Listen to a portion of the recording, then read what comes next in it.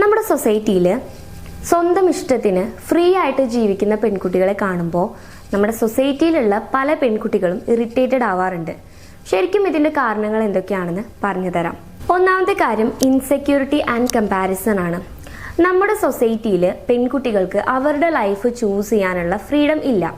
പക്ഷേ അതിനെ ബ്രേക്ക് ചെയ്തുകൊണ്ട് സ്വന്തം ലൈഫിൽ സ്വന്തം ഇഷ്ടങ്ങളെ റെസ്പെക്ട് ചെയ്ത് ജീവിക്കുന്ന പെൺകുട്ടികളെ കാണുമ്പോൾ ബാക്കിയുള്ള പെൺകുട്ടികൾ കുറച്ച് ജഡ്ജ്മെൻ്റൽ ആവാറുണ്ട്. ശരിക്കും ഇത് എന്തുകൊണ്ടാണെന്ന് വെച്ച് കഴിഞ്ഞാൽ അവർക്ക് ജീവിക്കാൻ പറ്റാത്തൊരു ലൈഫ് മറ്റുള്ളവർ ജീവിക്കുന്ന കാണുമ്പോൾ അവരുടെ ഉള്ളിൽ ഉണ്ടാക്കുന്ന ഒരു ഇൻസെക്യൂരിറ്റി അല്ലെങ്കിൽ ഒരു കമ്പാരിസൺ കൊണ്ടാണ്. രണ്ടാമത്തെ കാര്യം കണ്ടീഷനിങ് ആൻഡ് സൊസൈറ്റി പ്രഷറാണ്. അതായത് സ്ട്രിക്റ്റ് ആയിട്ടുള്ള ഒരു ഫാമിലിയിൽ വളരുന്ന പെൺകുട്ടികൾക്ക് അവരുടെ ലൈഫിൽ ഒരു ഒപ്പീനിയൻ പറയാനോ അല്ലെങ്കിൽ അവർക്ക് ഇഷ്ടമുള്ള ഒരു കാര്യം ചെയ്യാനോ ഉള്ള ഫ്രീഡം ഉണ്ടാവില്ല.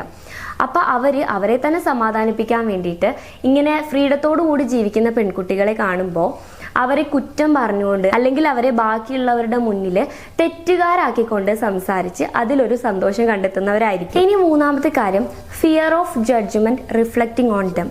അതായത് ഇവർ ജീവിക്കുന്ന ഒരു ലൈഫ്, ഇപ്പോൾ ഇവർ പെൺകുട്ടികളാണല്ലോ, അതായത് ഈ ഫ്രീ ആയിട്ട് ജീവിക്കുന്ന ആളുകൾ.